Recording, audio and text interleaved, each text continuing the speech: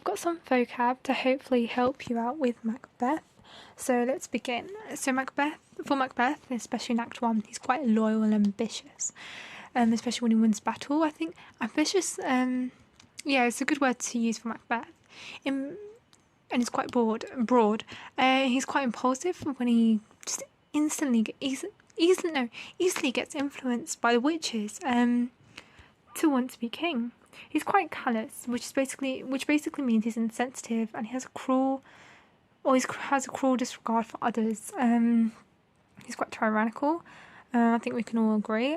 He's quite ruthless, and he's quite contemplative. This is the scene with Lady Macbeth when she's like, "What beast was it then? Who made this promise to me?" It's like to love something at my breasts. So then you've got like murderous, and how like determined Macbeth is, and him being much Livian. So this word basically means how there's like a cunning scheme in politics. So yeah, I think that's a good word to research. Now we've got Lady Macbeth and how she's quite duplicitous. She's quite manipulative. We can all agree. She's quite powerful and determined and controlling. She's quite wicked and driven, and she has a lot of zeal, or zealous, I think. But basically, she's got a lot of driven energy. But these words are good to use when, like, I think it's in Act 5, where she kind of just loses herself and she becomes vulnerable, remorseful. I think is where Banquo was had been killed by Macbeth.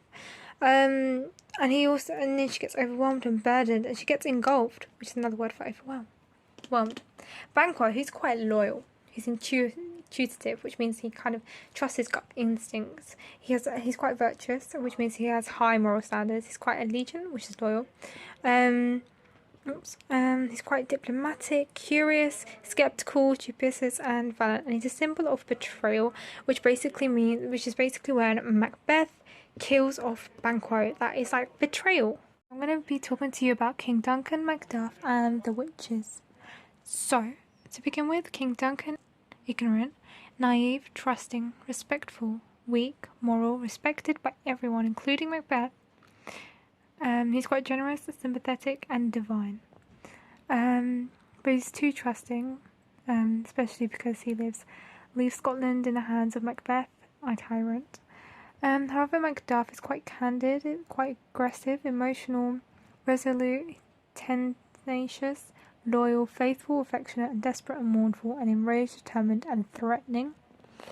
And the witches are quite prophetic, equivocal, ambiguous, especially in their language, scheming, devious, threatening, evil, supernatural, cunning, violent, misleading, corrupt, malevolent, mythical, surreal, and ambiguous.